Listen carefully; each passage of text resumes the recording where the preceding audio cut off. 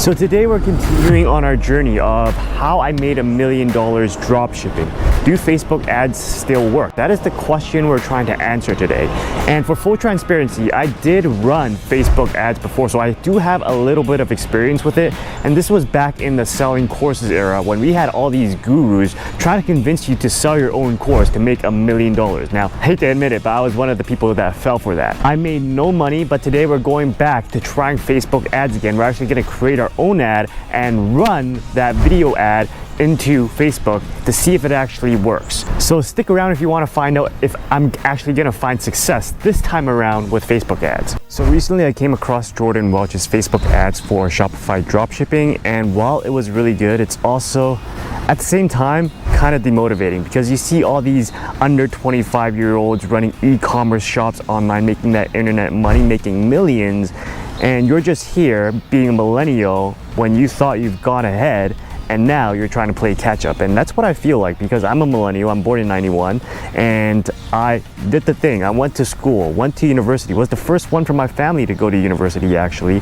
My family of immigrants who came from Hong Kong to Vancouver to find opportunity. And I stuck in Vancouver. I graduated from Simon Fraser University. So if you're watching this and you're from that school, drop a what's up. But if you're from UBC either, University of British Columbia, also drop a what's up. And I have to say that it's really hard to admit that you are behind, but I think admitting it for myself is what started me taking action, what started the progress. And just watching Jordan's content, while demotivating, it is also very motivating because you don't have to pay any money whatsoever. You just go on YouTube and you're able to find all this information that years ago people would pay thousands of dollars for. So Jordan has 3 rules for making successful sales. 1, you have to have a great ad or creative.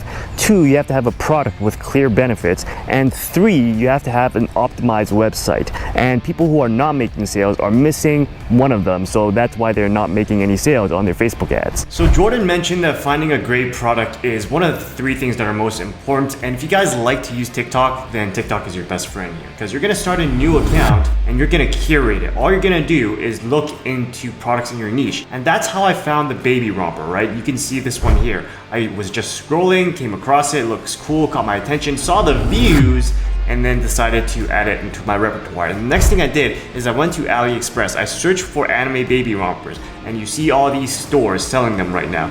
And the first result is Pentagon store, which I use in my video. And the next thing I did is I looked at their store, looked at their review, made sure everything was green and above average.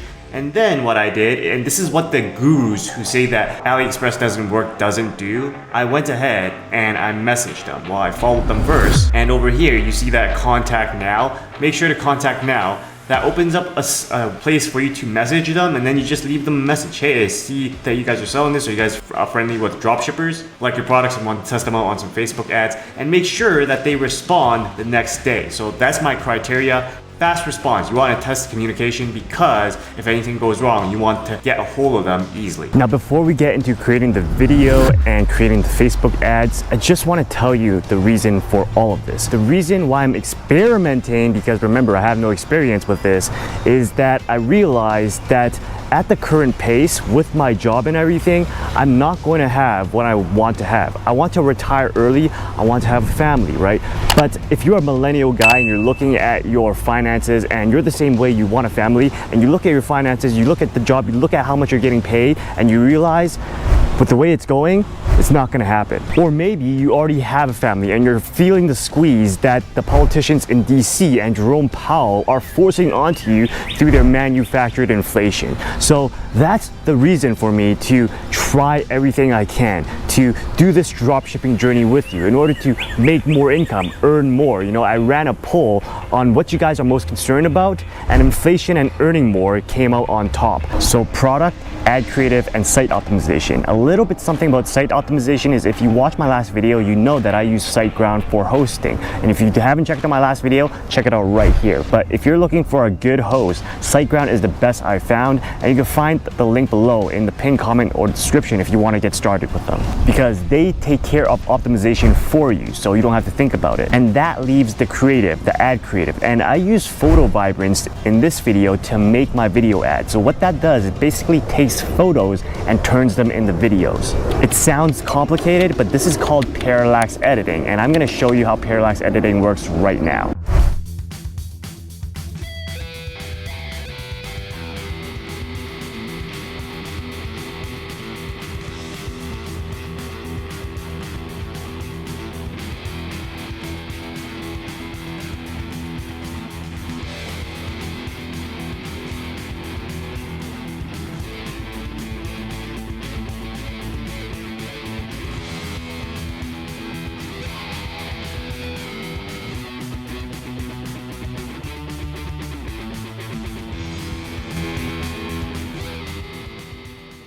Alright guys, so right now I am on ScreenFlow. It's what I use to edit all my videos. You can see that I have various assets here that are created from photo vibrance like what I just showed you. The clips here in the bottom here on the timeline are from YouTube, and be really wary of using YouTube videos. I'm just gonna try it because this is gonna be my first time doing this, but I might get banned, so don't follow this if you're scared of that. Anyways, I'm just gonna run this video for you and show you how it looks like.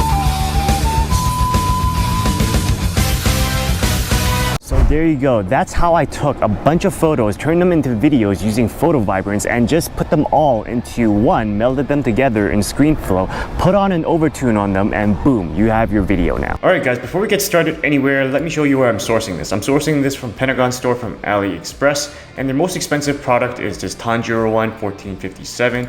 Their Luffy one is $7.76. So these are the cost of goods sold, and all of these formulas are from Jordan Welch's video, like I said earlier. So we want to record the cost of goods sold. Now, how I'm selling this on my own site. This is all already set up, and I am selling this for $34.97 for the most expensive product, and I have that recorded. For the least expensive product, it's $18.95, so that is also recorded. So doing $18.95 minus $7.76, $34.97 minus $14.57, that gives us this break-even point, which is between $11.19 and $20.40. So doing that and using our sale price divided by the break-even point, that gives us our ROAS, our return on ad spend, which is between 1.69 to 1.71. You never want this to be below 1, because that means that $1 spent, you're getting less revenue for every dollar spent. So for example, in this case, if I spent $100 on ads, what I should theoretically get is between $169 to $171 back. But let's say that our ROAS is 0.5. That means for $100 spent, you're gonna get back 50 bucks. That means you're losing money. So that's how that works. Another thing that I wanna highlight is if you're driving traffic to your product already, then you should definitely try to get more in your basket. That's why I have this 2 pieces, buy 2, get 20% off. Get people to try to spend more at your site, right? That only increases the revenue, and that's what you want. All right, guys, so this is how I set up my campaign. I have this for auction and targeting sales. And for my ad set name is pretty granular. It is exactly what it is. The conversion is for the website. Set a daily budget of 10 bucks because I don't want to spend too much money. I'm only setting this for a week, so May 15th, 2023 to the 22nd, both at 4 a.m. Why? Because I am targeting Australia and New Zealand between the ages of 22 and 37, and the gender is woman. Because from my experience, women are much more likely to impulse buy with respect to the woman that I know, so that's who I'm targeting. And why am I targeting Australia and New Zealand and not the US and Canada? Well, the reason is because Amazon is competing here, and their prices are very, very competitive. I mean, there are a few prices where I don't think they can compete against me, but that's just gonna be like a cost comparison, and that will be bad really quickly. So I'm not gonna fight Amazon in the US and Canada because they have basically the market there. But I did look in Australia and New Zealand, and they don't have these rompers over there. So that's why I'm targeting New Zealand and Australia. So for the placements, instead of automatic placements, I don't want to do that. I set it to manual. I only want this to show on Facebook and Instagram feeds and video feeds and Instagram, Facebook stories and the reels. On my ad, I use the ad name using the country codes, the age that I am targeting, and what kind of ad this is. It's a video ad, and we have our Facebook and Instagram pages connected. I uploaded my video that we created. And here's something interesting. Both primary text and headline, guys, please use ChatGPT in order to help you with this. This is what AI is for. And basically, I prompted ChatGPT. First, I prompted it with make me some headlines using the title of basically this, my page. So I just used that, and it gave me some results, and then it gave me some results I didn't really like. So I told them I have a buy 2 get 20% off deal, which I do have, to make it more click worthy. And they did generate something like that. And then I told them to generate the primary text, which they did. I was fine with that. And then I wasn't fine with the headline, so I told them to hint at the 20% off savings, but don't actually say it. So You always want to make it so that, for example, the headlines, it gives them a curiosity to get the click, right? So we don't want to use like 20% off. We want to say like exclusive discount just to get the person, get the target to say, I'm curious, then they click. So that's what I'm aiming for here. I don't know, it's kind of like a psychology thing, and it's what I learned from YouTube. So I don't know, got you to click on this video and watch it till now, right? Call to action is shop now.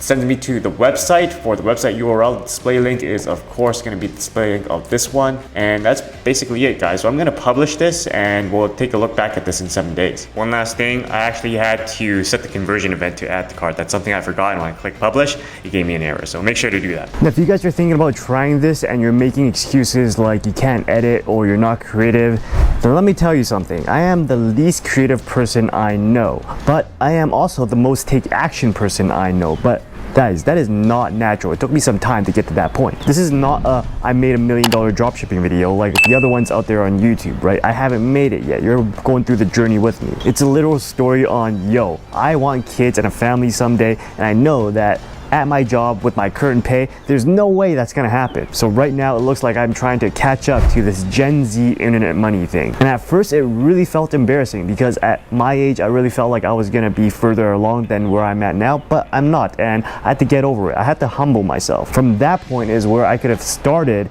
and I did start learning and experimenting and being a kid again, because making all these creatives, these videos, and using photo vibrance and things like that, that in itself is actually a lot of fun. And this is a very long-winded story just to say, guys, if you feel like you want to try it, what's stopping you? Go ahead and try it. And speaking of experiments, like I said, this is full transparency, and in this next part you're gonna find out, did I actually succeed or did I fail big time?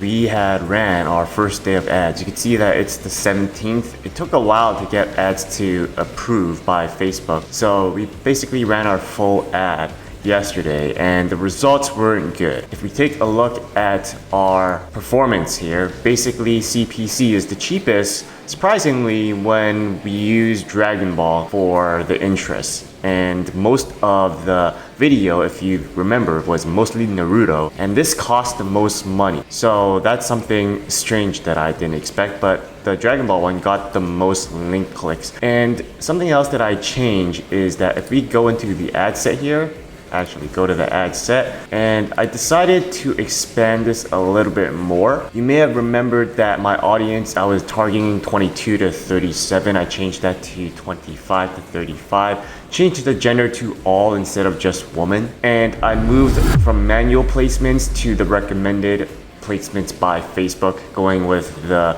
model Facebook knows best. So this is gonna be second day. This is gonna be Wednesday. We'll see what happens. The amount spent for each one of these ads are still under $15. Remember the rules here. If the CPC link is greater than 250, CPM is greater than 50, or no add to cart after $15 spent, then we kill the ad, right? And right now the CPC right now for all of them is very good. It's under 250, so I'm happy with that right now, but we're just playing along. The CPMs, the best one is One Piece. So right now, if I'm going to kill one, I'm probably gonna kill the Naruto one, which is what most of the video is about anyway. So that's a very, very strange. Anyways, just want to keep you guys updated for day one.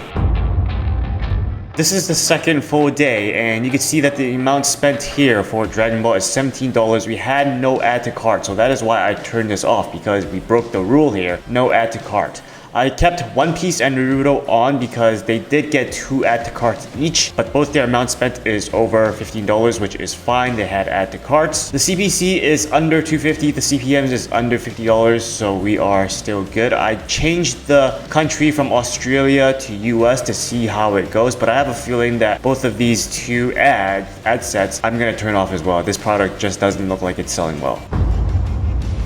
So guys, it's the third day, and you can see that I turned off all my ads. This last ad was ran for the same criteria but for the US, and you can see that Dragon Ball did end up being the lowest cost per result, costing us $2.59, and add to carts is 9. So from the looks of it, it looks like Dragon Ball is better than One Piece, which is better than Naruto. So that's very strange in itself, because most of the ad was Naruto. If we take a look at the CPMs and CPCs, you can see that Naruto cost the most and Dragon Ball cost the least.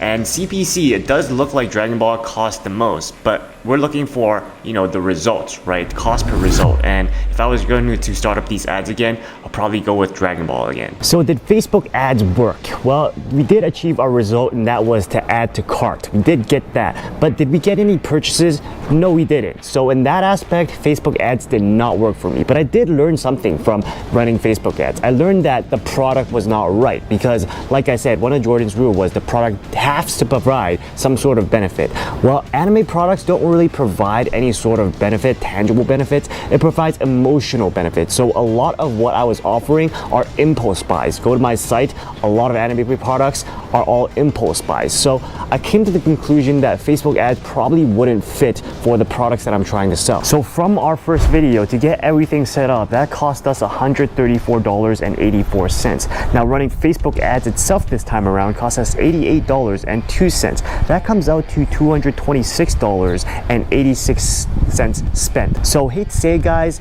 you guys would probably have to work one more shift to that McDonald's job in addition to training to actually pay for all this. So our Facebook ads didn't get us any sales and our tests didn't work as we wanted, but is all lost?